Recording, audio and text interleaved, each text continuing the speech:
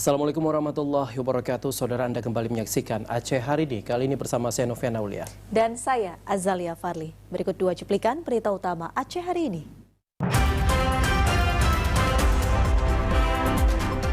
Angka stunting di Kota Sabang mengalami penurunan.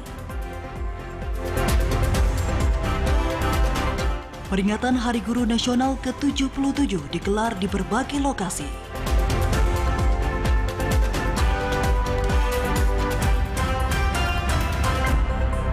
Kita ke informasi lainnya, saudara, angka stunting di Kota Sabang turun menjadi 12% dari sebelumnya 23,8% pada tahun 2021 lalu. Angka ini akan terus ditekan dengan berbagai upaya intensif dari Dinas Kesehatan setempat.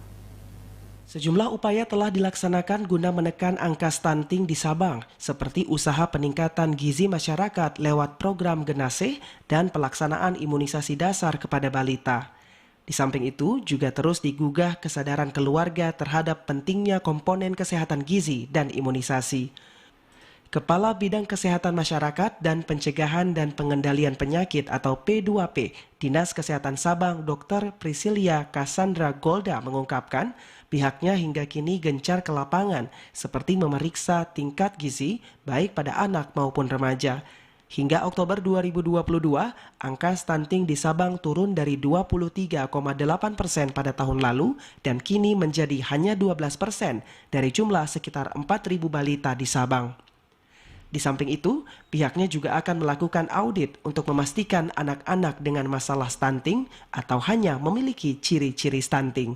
Dengan adanya kita imunisasi lengkap, mengurangi infeksi kronik yang berulang pada anak, sehingga memungkinkan untuk penurunan stunting. Karena memang stunting itu berhubungan dengan berat badan per umur, tinggi badan per umur, gizi anak-anak. Sehingga dengan mendapatkan imunisasi yang lengkap, kesehatan anak-anak meningkat, gizi anak-anak membaik, dan mudah-mudahan stunting juga akan lebih turun dari 12% yang kita dapat di bulan Agustus ini.